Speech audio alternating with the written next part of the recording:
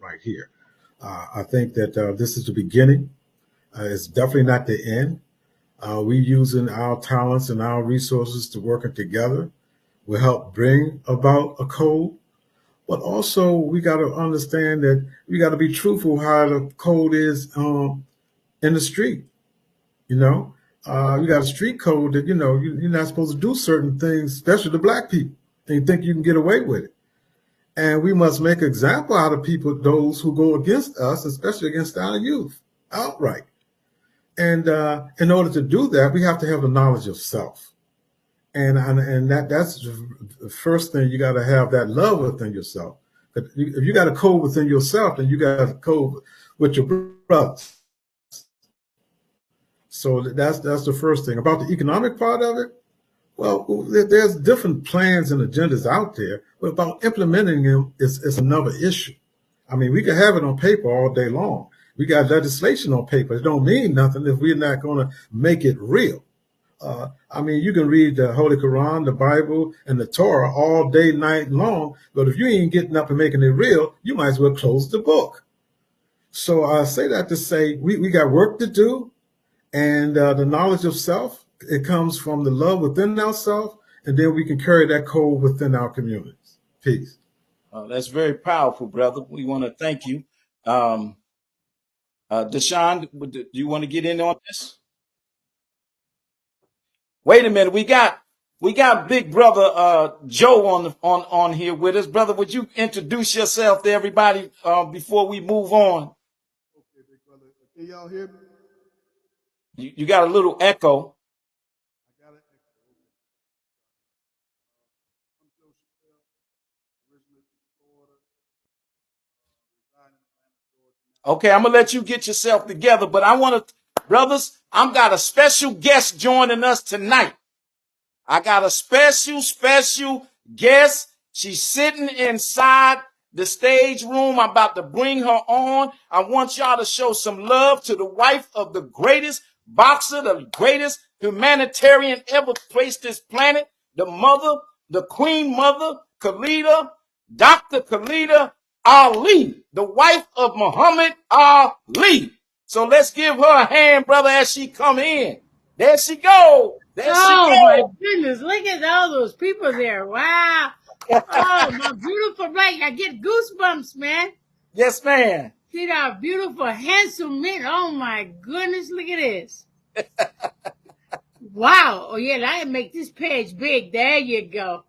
There you go. I have enough light. Let me see if I can get enough light. Hold on. Memory cricket. I know this is the voices of black men, but this woman she stood side by side by the greatest, one of the greatest black men to walk this planet, man. And I not only stand by him, I'm gonna stand by all of you. Thank you, mother. Yes, ma'am. Yeah, I'm gonna stand by all of you. Wow, look at the audience. Beautiful. Assalamu alaikum, my dear brothers. How y'all doing? Good. Alhamdulillah. Walaikum salam. How are you? Alhamdulillah. Who is that handsome guy? See, what's your name with the glasses? Who is that? Kevin Jenkins. How you doing? Okay. True story about my great grandfather. Okay. Beautiful. And then the one with the cap. Okay. The one with the cap, like a baseball player. Wow. Okay. Somebody's got to go on mute. Somebody's got to go on mute. I'm doing fine, my dear brother. And what's his one? He got that noise in the background Rick. in Chicago. Oh, yeah. Dr. Rick Mathis' mother is presently in Chicago doing a broadcast live there at outside the convention with folks in the community. Oh, that's beautiful. Beautiful. Give him my greetings when you get a chance. He can hear you. Yes, that's good. And then we got the brother over here with the beautiful tie. Thank you. May I call you Mrs. Ali? Is that appropriate? You know what? I'm going to tell you something. My name is so long, and I used to teach. I used to be a former teacher, so I used to go to different colleges and universities and schools, right? So one time, one of the students at the school say, "Can I just call? I can't say Khalillah. Can I just call you Mama Ali?" And I said, "Yes." So that's my nickname. I made a brand out of it. So you can say Mama Ali if you like. That works for me, Mama Ali. Well, they gonna say Mrs. They gonna say Mrs. Ali. They ain't getting the No, mama they gonna part. say Mama Ali. No me. I'm not married. I'm single, and I'm a mother. So just call me Mama Ali. I'm a native of Kentucky, and I take great pleasure in flying into the Muhammad Ali International Airport these days when I go home for the holidays. And I had the privilege of showing a Syrian friend from Damascus. He wanted to go to the Muhammad Ali Center. And so we went. I've been there a couple of times, and it's a credit to Kentucky. I tell people, all of us in Kentucky are stand-up black men like Muhammad Ali. Yes. You know what? It's long time overdue, him getting his name at that airport. I wish he had lived to see that. That's like way overdue. They should have done it a long time ago. And it makes me feel good to know my family is legacy is all over Louisville, Kentucky. Yes, it is. Yeah. Muhammad Ali Boulevard is a major street from all the way growing up in the 80s. That was a good start. That's right. It was. It was especially in in a very Caucasian state.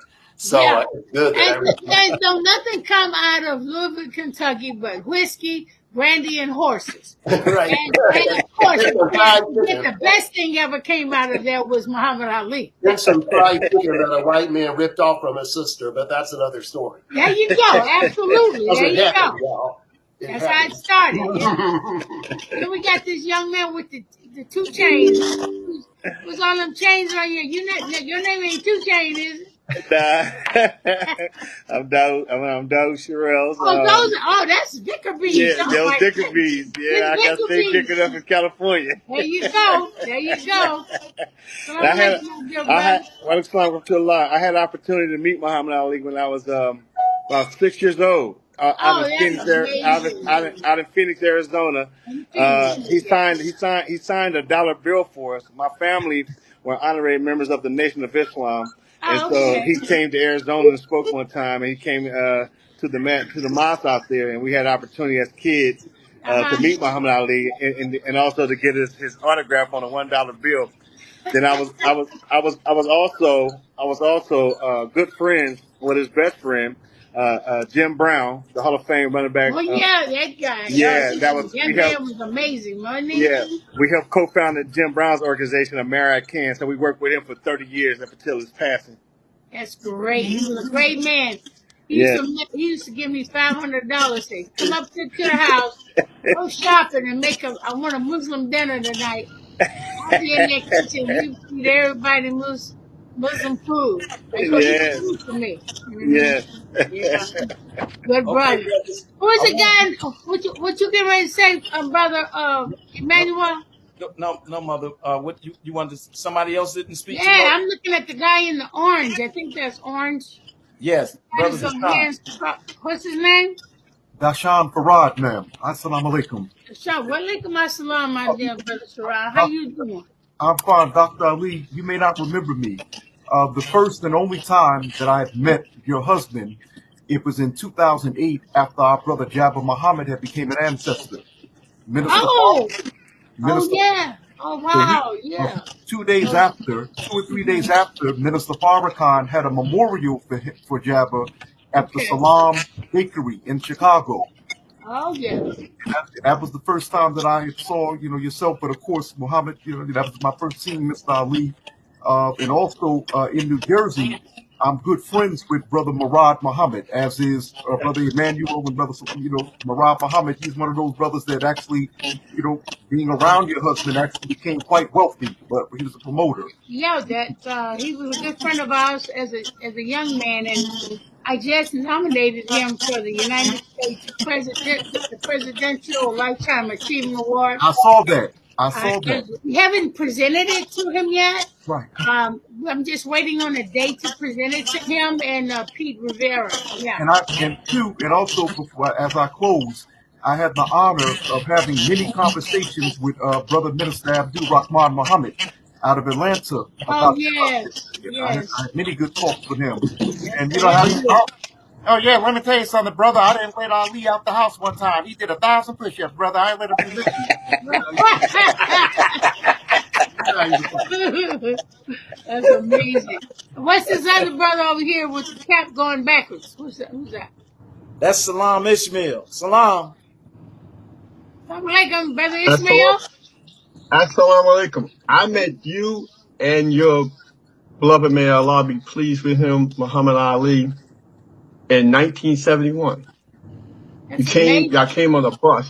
Y'all came on a bus to the Regent Theater. You were promoting the Joe Frazier fight. Oh, okay. And my friend that was with me was a fan of Joe Frazier. Oh, okay. So you started throwing jabs at Ali, and Ali was just, yeah. I'll never forget that as long as I live. Y'all had these big buttons about that big with the People's Choice, the People's Champ on it. Yeah, that's the one the People's Champ. That's the one those buttons I created for him to do a campaign of getting his license back. Yes, ma'am. And then I met Ali, unfortunately, at the Betty Shabazz. I was one of the cross barriers or whatever for Betty Shabazz with my Imam Haji Sham Jabba, which you probably met.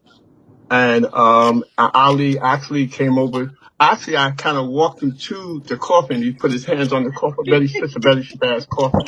That was the last time I saw Muhammad Ali. That's amazing. But I met you in 1971, sir. I'm not trying to date myself, but that's okay. That's how we find out where we are and who we are at that time. Yes, ma'am. Brother Joe, would you have to say something to Muhammad Ali? Who is Joe? He's down here below, but I can't hear you. You hear me now? You gotta go close. Yeah, I can hear you. Yeah, I can see it. Okay, great. How are you? Yes, sir. How you doing? Doing great. Alhamdulillah. Check my audio. Y'all can get me better? No, we can't hear you good. Brother Billy, go. Hey, what's going on? Pardon me for the lateness. Oh, that's okay. I see you driving there. You're driving. Be careful. Yeah. Excuse me, brothers. I have a security question. There's a brother, Mustafa Brent, trying to get in this conversation. I don't know him. He didn't pass.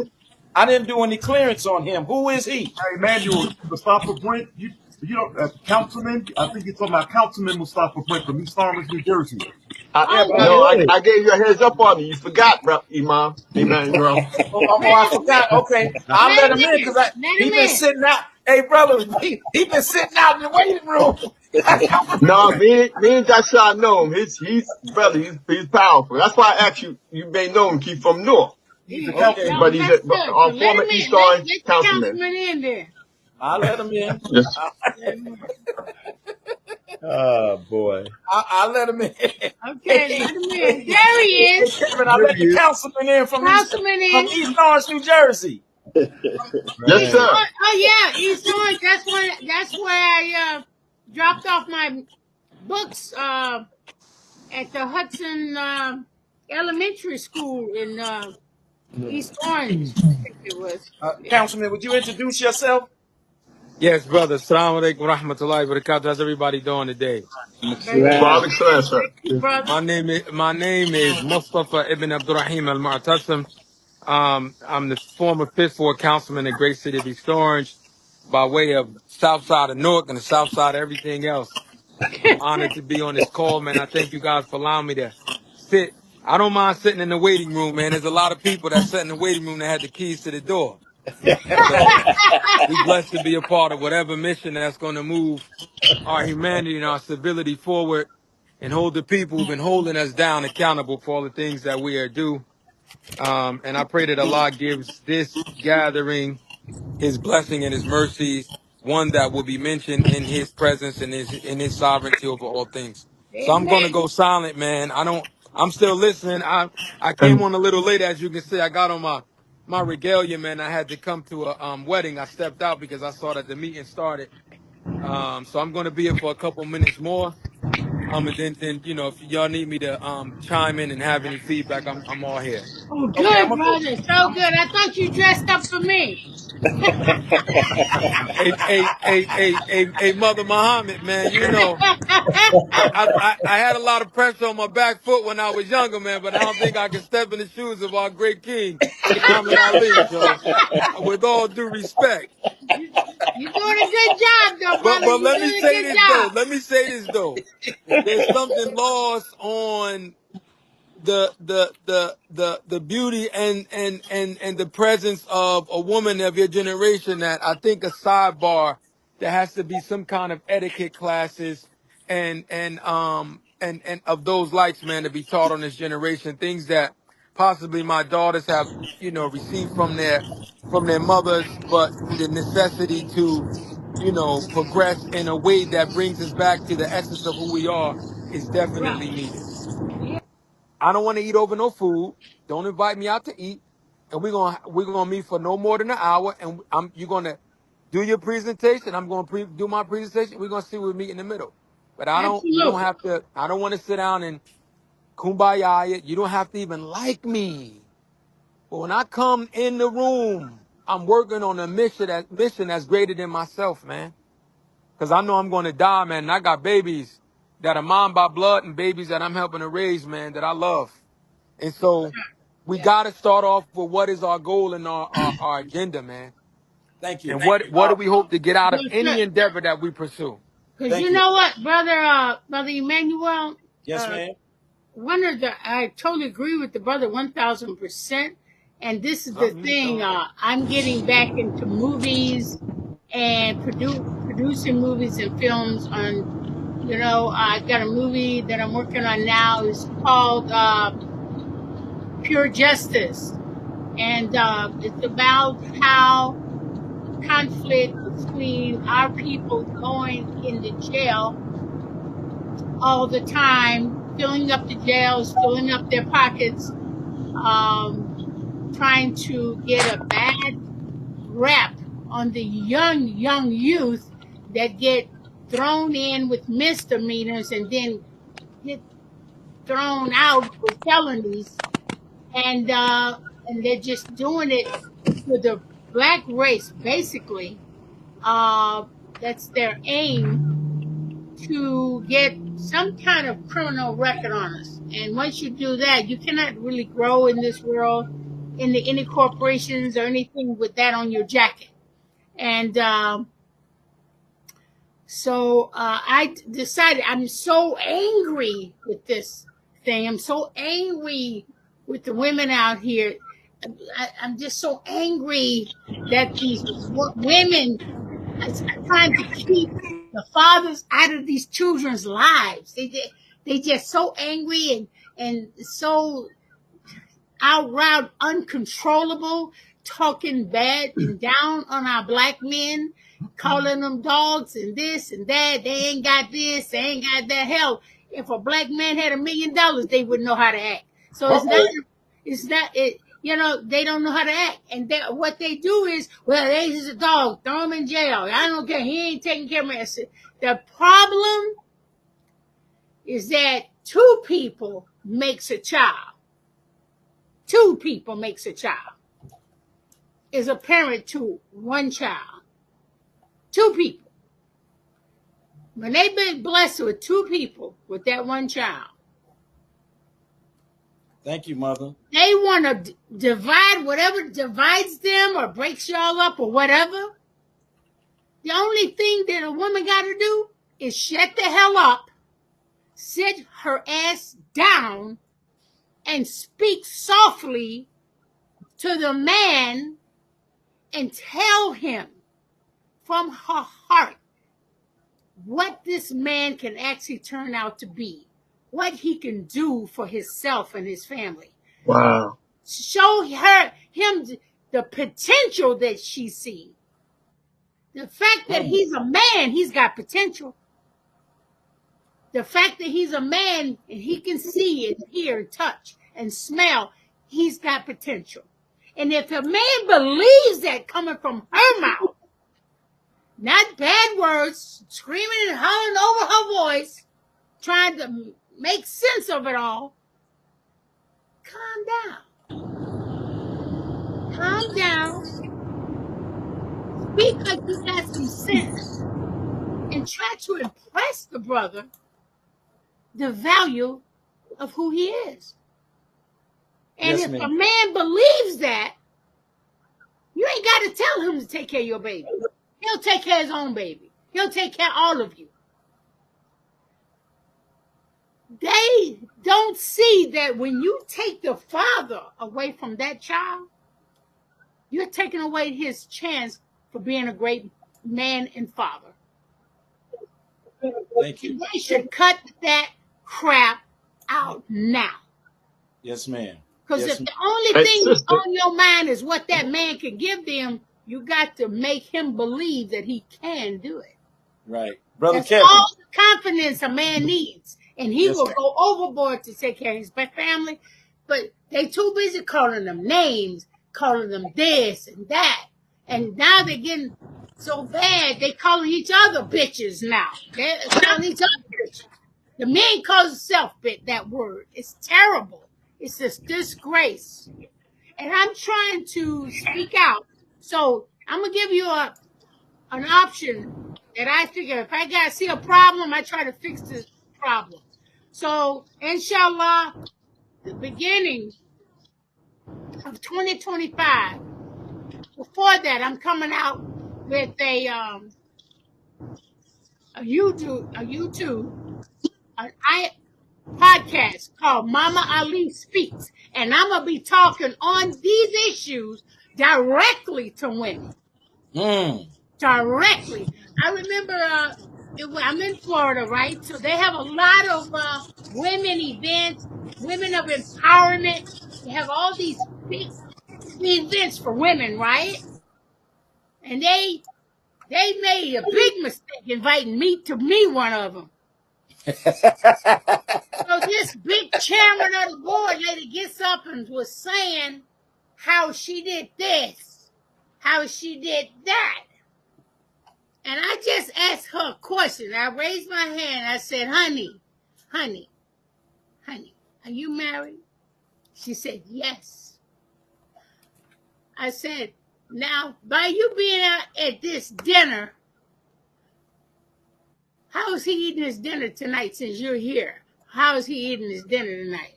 Well, he can get his own dinner. He can get his own dinner because I'm working. I'm the breadwinner of the family. I said, stop right there. Before you go any further.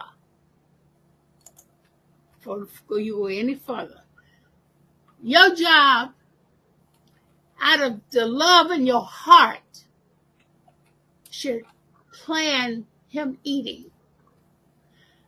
You should have had his food ready, so when he comes, it's ready. So don't be boasting so big about you this and you that, and you didn't even have his dinner ready when he came in the house. So right now, you have actually lost a point on your crown trying to be a woman of respect.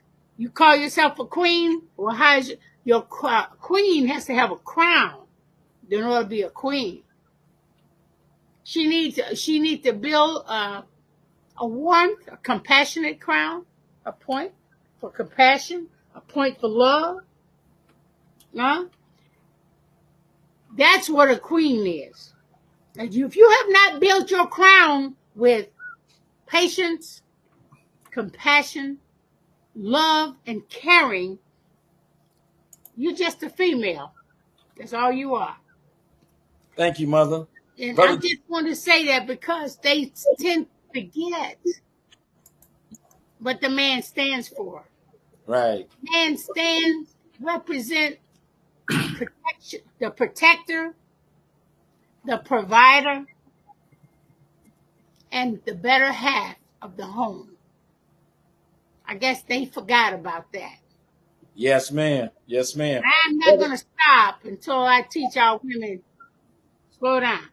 Slow your roll, baby, because you're missing the point. You know, so men out here, you guys out here, if you had a woman that could, what did I do with Muhammad Ali when I married him? What did I do?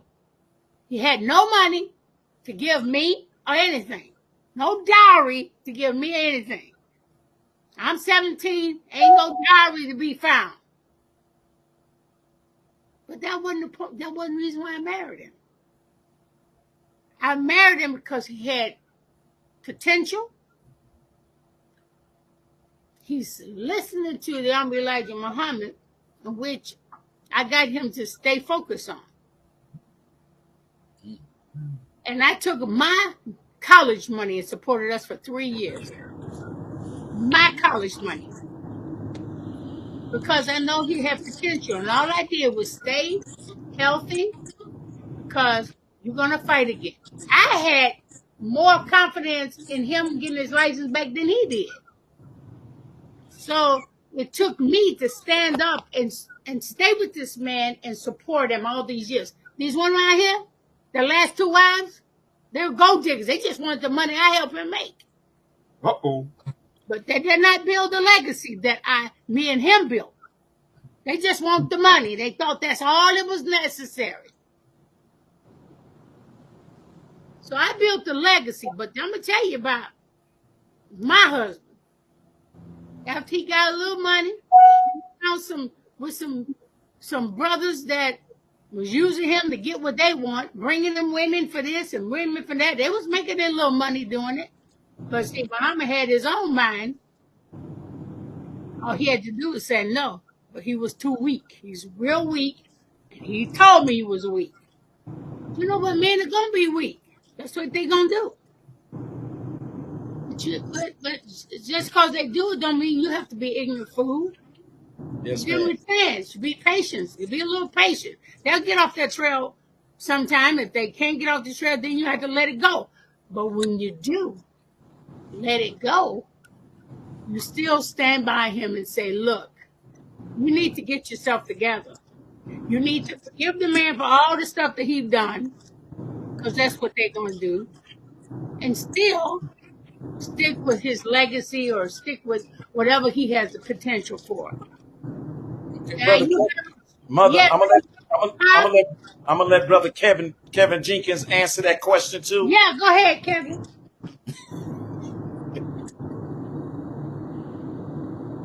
Go ahead, Kevin. Kevin, did you mute? Okay, yeah, Kevin. I mute myself, yeah. Okay. Well, anyway, so I want to say thank you, Mama Ali, for giving us that wisdom. And I think a lot of women need to hear that, because there's a lot of discussion around the country. But what was the question again, Emmanuel? The question was, what is it going to take for black men in the black community to have a black code of conduct, or the code for building wealth? That was the question, but I'm going to give you a different question, Brother Kevin. And they're paid to create an impression that African Americans, who are the height of moral authority in the world, for now, we're losing that moral high ground by the minute.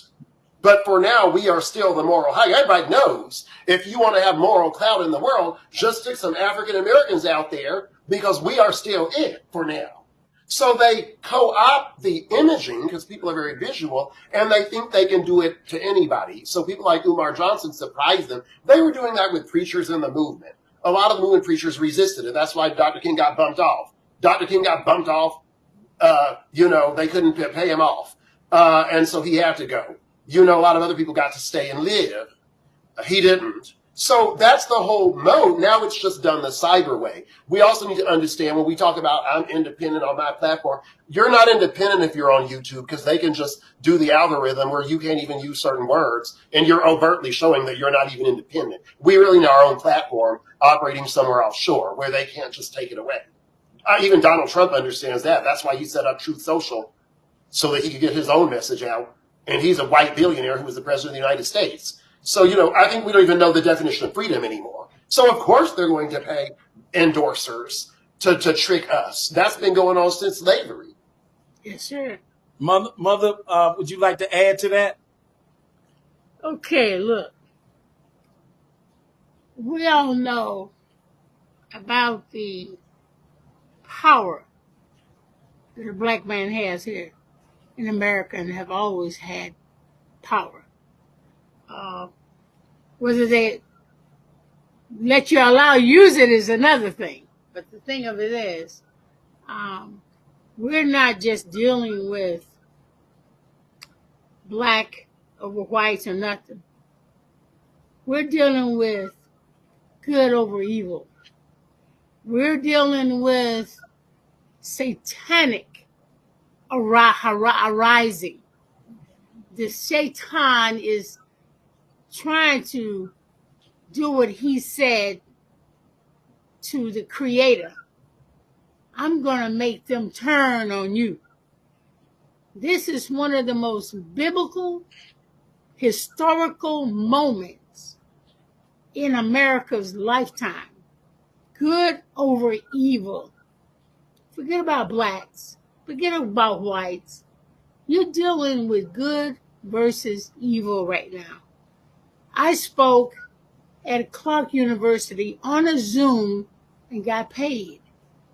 And I spoke on not just blacks, but I spoke on man and woman getting out of the rhetoric of the spotlight of the socialism. Like the brother said, the social media have ruined and destroyed what's out there.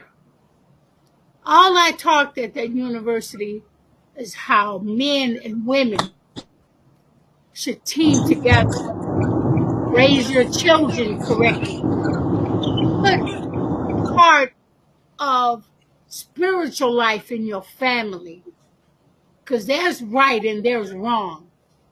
The books, the Quran, the Bible, the Torah, have history of good and evil, what God does not like, and what God tells you what you're supposed to do. These historical happenings is for you to learn for your future of today. These books are made for the past, the present, and for the future. These are signs of the times. They're trying to take spiritual enlightenment out of your life. And I ain't just talking about blacks and whites. Our black people was born here, built this country here, and by the blacks building up there and fought for their freedom, all those years died and fought for the rights. And their rights opened the doors for all humanity to come over this border to this country. This is why there are laws and bylaws for you to be a part of the American dream. Legally. And they're so lazy, they won't fight for their own country. They rather just give up and come over here. They want to come over here and take all the necessary acquirements for those who are poor. They're coming over here to take all the grandeur that's supposed to be for the people illegally that's in America. And it's got so much, they're just dropping off these people in different cities now, giving them the pressure and taking away the freedom that the people right here have built.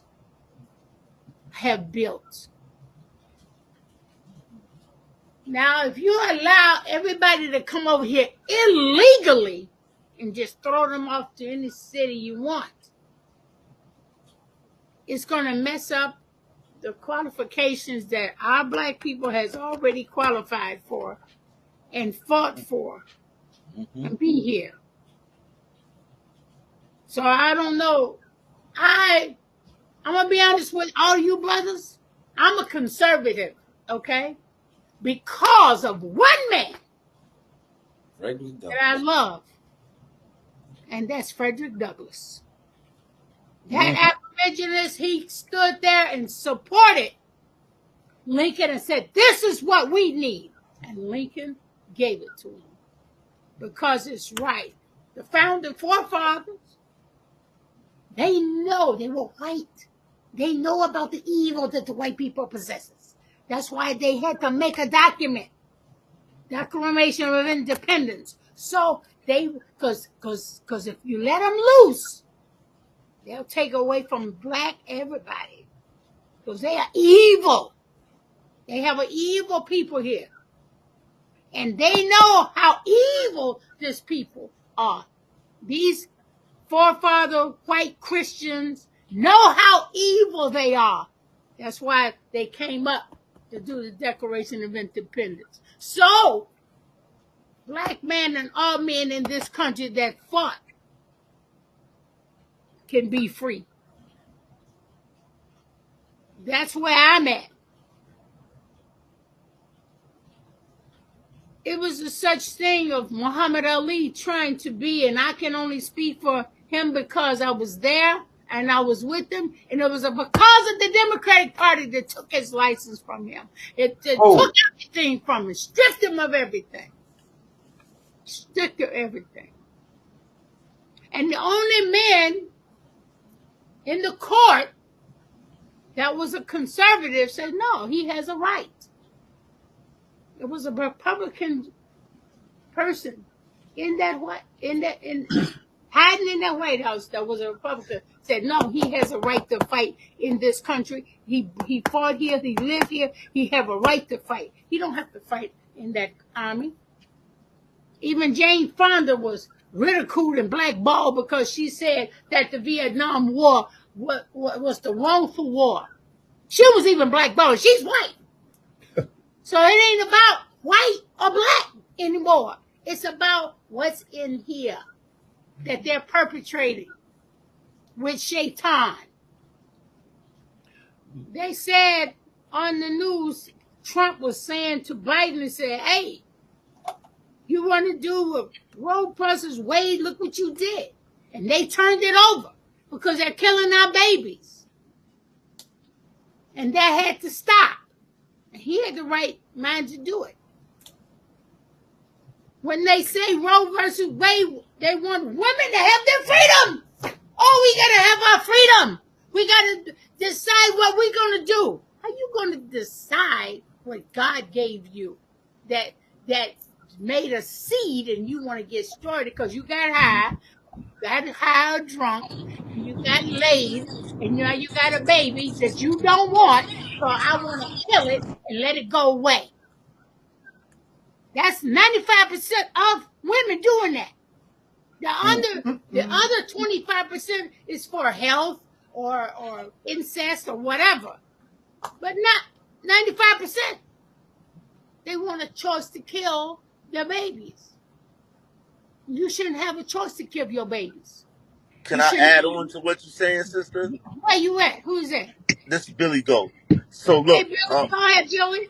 Real quick, the Roe versus Wade was based on faulty pretenses because that white woman said that she was raped by a black woman and by a black man, and then she came out later and said she lied. That's why the Supreme Court really got away with that, because for a long time, all the legal justices knew, like, yo, this case is not a strong case to solidify abortion because it was faulty. That's exactly. I just wanted to add that in there. You're right, though, brother. I agree with you. You're right. That's brother all Steve. The incidents you're talking about. You're totally correct.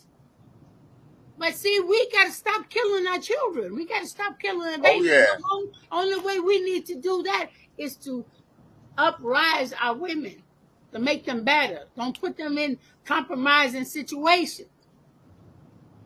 Because that is not right to kill our newborn. That God gave us that blessing, and that shouldn't be allowed. That's the biggest killer of black people. That's right. It is the biggest killer of black people. And it's all going to keep the killing. And as far as this war is concerned, you know war is the devil's playground. You know? God, the creator, have made us the most highly intelligent beings on this planet. We can negotiate anything. We can negotiate freedom. We can negotiate anything. When they don't want to negotiate, you want to just bring in the troops, Fight them, take it. War is an evil place. Brother Sherelle, These people ain't fighting no war. A war is fought by fighting soldiers, right? Do you hear, Brother Sherelle? These people are killing people. They're murdering people. They're genociding people. This is not. I want you to jump in on this. Jump on it. Where you at? Where you at? From Watts, California. He's finally back. Come on, brother. We've been waiting to hear from you. And let him talk. Come on. My mic, and I can't hear the topic, and I can hear the conversation. Well, the topic is we're discussing what do the black man expect to hear from the Democratic Convention, if you expect anything, and if not, what is the situation? Well, personally, I don't expect to hear anything as far as from the Democratic National Convention as it relates to black men and the plight of black folks in general. I look at the Democratic agenda is based upon abortions, homosexual gay rights, immigration, wars, and more higher taxes. And that right there, it doesn't align with the struggle of many of us as black Americans in this country. The Democratic Party have never really, truly ever represented the interests of black Americans, especially black males. So it's like, for me to, expect something out of that, we're setting ourselves up for a downfall because their agenda alone doesn't align with our struggles. We dealing with homelessness, we're dealing with unemployment, we're dealing with mass incarceration of our young generations now.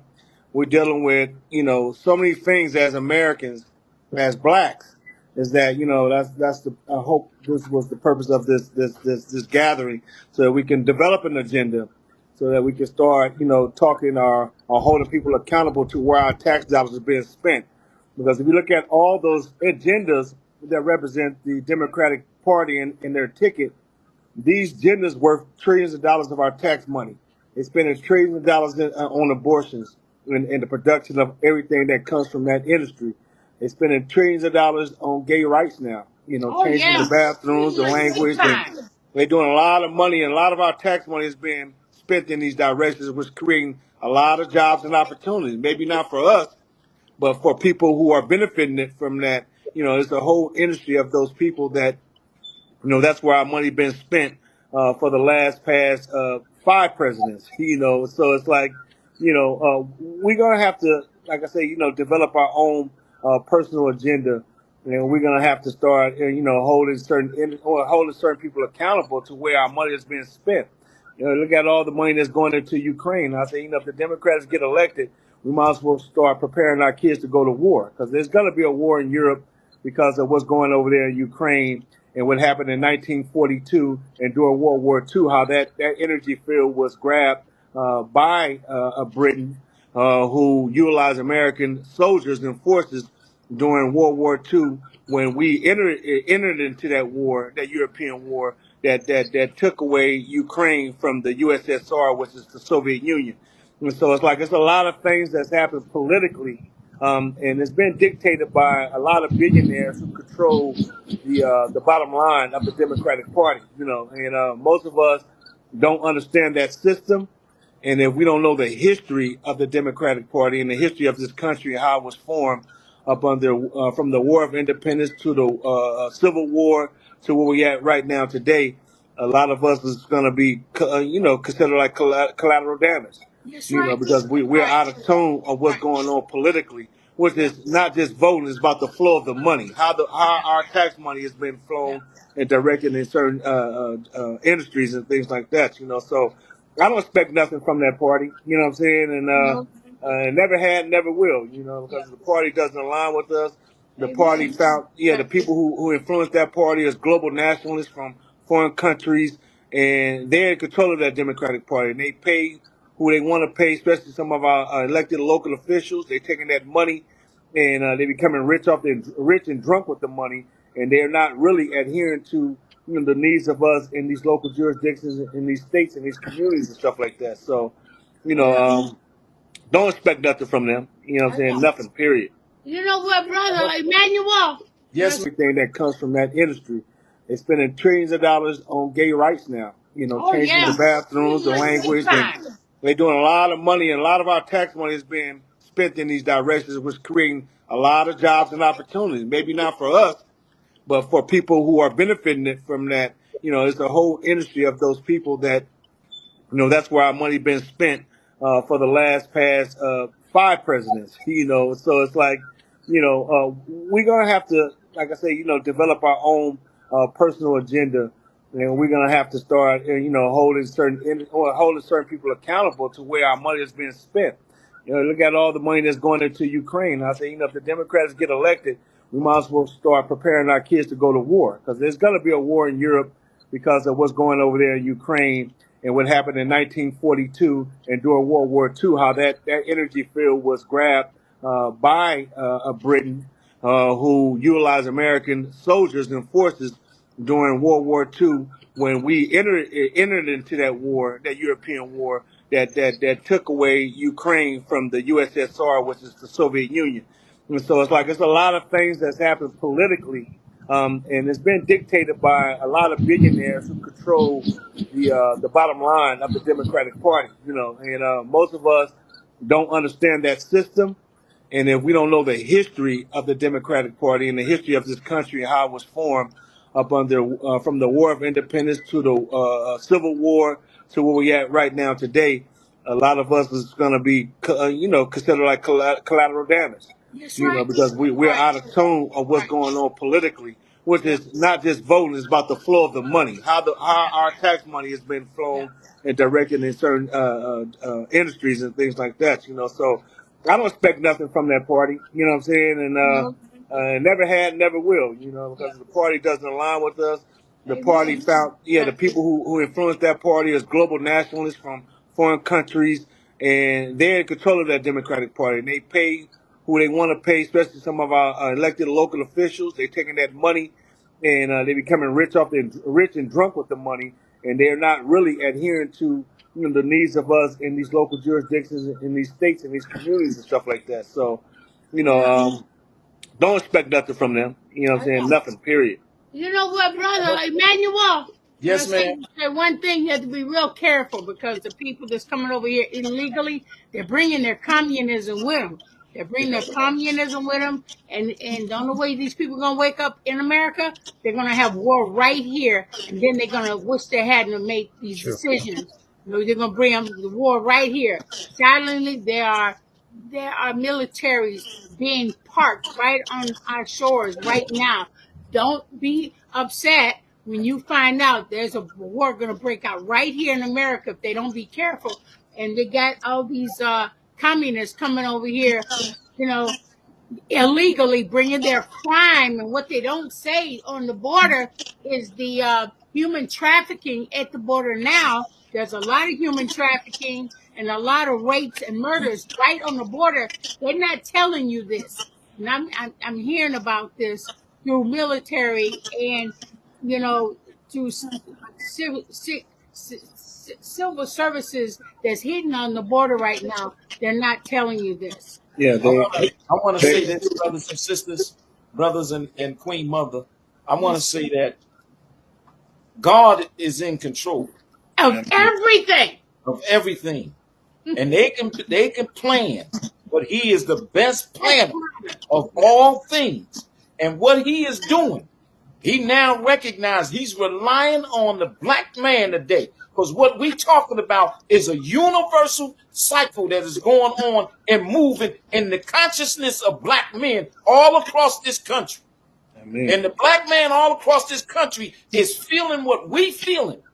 So you can best believe, especially, I'm going to let Brother Kevin jump in on this, because especially when we start talking about the rise of alpha men, not them beta weak men. All of us on here is alpha men. We strong men. Ain't no punks up in here. You understand what I'm saying? We ain't waking up in the morning drinking punk juice. We ain't doing that. You feel what I'm saying? So this is why, and I'm telling you something, brother. This is not an accident that all of us is on here today. And on top of that, we got Queen Ali on here from the greatest himself and into us. You understand? That's not no accident, man. This is more than us loving Muhammad Ali. This is more than us loving seeing him in the ring. You understand? We talking about the woman that lifted up the black man when they tried to strip him of everything and help restore him. And here we are being lifted up in this hour. And there's going to be many, many more in the coming days, brother, that when we move and God move us, we got to move and we got to be honest about this thing. Because if America and the black America is going to be saved, it's going to be saved by the black man that's on here right now today. Let's trust and see if the black family is going to be saved. It's going to be saved by black men. Black men is only saved the black family today. That's right. The black man is going to be the alpha that actually straighten this country out. All we have to do is support our black men and put them in positions that need to be put in. I had a meeting with. I've had several meetings over the years with my friend Donald Trump, and he have made groups decisions, and he even gave out $30,000 for each of one of these black men to start their own business, so they won't rely on any Democratic handout. I heard that he gave that out of his pocket. He put it out of his pocket. They need to. He says, and he had a seminar to teach black men how to open those doors that they always have closed on them. And I have a situation right now. Let me see how deep this is. I was at a seminar I was getting awards from somebody, and I'm a cowgirl at heart, and there are certain words I say from the South, and when I got up there and I received my award, I said, yeah, this is a nice shindig we're having today. And one of the cowboys said, oh, she said shindig? Did she actually say shindig? He said, I got to go talk to that lady. She got to be out. This little cracker cowboy came over to me and said, sister, I love the way you talk. You said shindig. I like to sit and talk to you all day. Big white guy. So he said, you know what? I just want you to meet them. I want to come up and meet you because they own this premium crane company. Big white cowboy, right? But he said, I'm gonna bring my friend. He says he's a friend of mine. And say he works in the company with him, right? So when he brings him up, his name David. Big Afro-American brother, strong, bald-headed, everything. We had dinner. So the brother looked over to me. He said, well, this is me. This is my best friend. Found out the Afro-American brother owns the company. He owns the company. It wasn't the white guy that owned it. That was his partner, serving off of South Florida. And I could not believe it. They having problems down there in Polk County. They're trying to. They got their own farmland. They got cows and bulls and everything, and big old cranes that they've been supporting. And they have always given our brother a hard time. So politically, I hooked him up with some Republican parties that gave him his freedom. Open the door. I said, no, this man got a company. It's not about him being black. It's about what he can do with the farmland down here in Florida. So I was so honored to meet Brother David, and at least I was able to help him with some political parties that can override some of these rednecks that's giving them a hard time. I think it's because they're friends and they got this little problem, but this guy is a billionaire, this millionaire, running his own company, a black man, serving South Florida. So I'm just saying, it's not, a lot of times it has a little that problem. There's a lot of problems, but it's the men that's running these companies. But they have to partner with. They have to like work with all people. They're not just working with all blacks. They're working with anybody that knows to do the job. They can do the job. And our men out here need support. And I'm totally with you guys. I'm totally with you guys. And this Democratic Party is really, it's not the way it used to be. But it's when you start bringing the LGBTQ in the fold, that's a bad business. That's bad business. That's bad business. It's going to affect our children, and these children don't need to be turned into that world. They need to grow up as children so they can grow up to be good mothers and good fathers and do what God planned us to do. And I will support all of you, your endeavors, and I am going to confront Mr. Trump for these things, and he'll be glad to open that door for you, because he likes to make money. He don't care about what color you are. He cares about money. Somebody asked Trump the other day, he said, what about this Ukraine business there? You going to help them with the war? He said, honey, he said, we need to stop the killing, period. You know, so there are things that I'm supporting that I totally agree with Trump on. But see, it's going to take our black men to get with him to get what they need. That should have been there a long time ago, and he's willing to support that. We're gonna confront them. You know, because we gotta make a stand. We gotta make a stand to get what we need and get what we want. And y'all speaking out for the black men. That's what we need. We need your voice. President Trump is not the greatest conversationalist in the world. He doesn't know the history, and we need to teach him the history. And we need to keep him muffled so we can get what we deserve. We're here to prosper and build families. We're not here to, I'm sorry I was disappointed in Obama for legalizing same-sex marriages. They need to get back in the closet. They can do what they want to do, but they need to go back in the closet. I don't mind them doing what they got to do, And then I told her sister when I was telling you about the college thing. She said, and she heard me talk about the family and families getting together and bringing them to children. She said, "Honey, you're making the gays feel bad." I said, because of their gender. I said, honey, there's only two genders, baby, man and woman. That's it. And then you need to go to college to figure that out. You need to stay in college. There's only two genders. And I was so disappointed. I don't even look at the Olympics. I look at the news and find out what happened in the Olympics. Because when the Olympics came up with the Last Supper with all these gays and everything, that's blasphemous, man.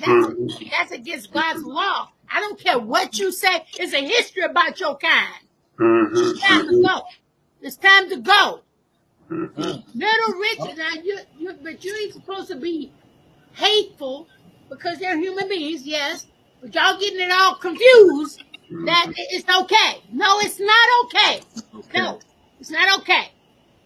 It's okay for you to be a human being and I'm be nice to you and everything. I got a few gay friends that's nice. I don't agree. They know I don't agree with that stuff. But I will treat you like was about to say something else. I'm trying to control myself. Did you catch it? I gotta be what I'm saying, bro. Because when I get on Mama Ali's speech, I know they're gonna shut me down. I'll try anyway. But, I'm just saying, go back in the closet, lock the door, do whatever you gotta do. Because don't be infiltrating all my children out here. You know what I'm saying? I'm trying to control myself here, bro, because I will cuss like a sack. I'm trying to be controlling. I'm trying to do what God say do. Stay in control, you know, we women, we get out of sorts. Get out of sorts. That's what I'm trying to tell them. Slow down. And so all these beautiful say this. Go ahead. I'm so glad the brothers are here. I'm so happy. Mother, we have twice as many, and we have to be very selective for each show because we're going to have to get the technology where we can put 30 men on at one time because we got so many. But I want to say this. I want to say to each and every one of you, I want to thank you. We went overtime today, but we had. Don't you think we had a powerful surprise? And with us. Yeah. Listen. Let me tell you something. Let me tell you something. We are going to shake. You know, Muhammad Ali said, "I'm shaking the world up. I'm gonna shake up the world." That's what we sisters and brothers need to do is shake up the world and stay with their. And we gonna. Can I say one thing? Yes, ma'am. To be honest with you, I wouldn't want a woman to be president at all. Right. That's not her place. She's taking the role from the man's place. This is a very evil world out there, and now sisters need to be protected. And they don't need to be in this madness by themselves. You know, I don't feel that it's, I mean, I believe in women empowerment and everything, but there's a place for a woman and it's a place for a man. I might be the old cold and old fashioned, but it's so much evil out here in the world. I would rather for our black man to be president. Only the black man is going to do right by the people. I want to say this to y'all, brothers. We got a task in front of us. The Creator has prepared us for this time, and we got to be ready to roll up our sleeves and go to work. And we're gonna. I'm just telling you, brothers. We gonna be. You know, we about to. You know, there's a universal call, and we got to be ready. And so I tell you to stay fast, stay prayed up, stay focused, and learn. And we're gonna pull it together, and we're gonna make some amazing things happen for our people and our community. So I thank each and every one of you for coming on today, and I thank you, and I pray that whatever we heard and whatever our listening family and members heard, it will carry us far beyond this dispensation of time. May the Creator bless each and every one of you until we meet again on next Sunday. We may have an urgent call. We may have an urgent call for an urgent broadcast at any time. So when you get the call out, you got to stop what you're doing and be ready to come on that broadcast because we ain't playing. We coming. We're going to set something up, and we're going to set the black man in his rightful position, and we're going to roll up our sleeves. We got brothers all over this country in every major city that's on the front line. That's on the front line because we all know that these misleaders, how could they lead the people that they are afraid of anyway? That's May God bless you. Thank you, brothers. May God bless you. Thank you, brothers. Thank you. We love you. Peace. Okay.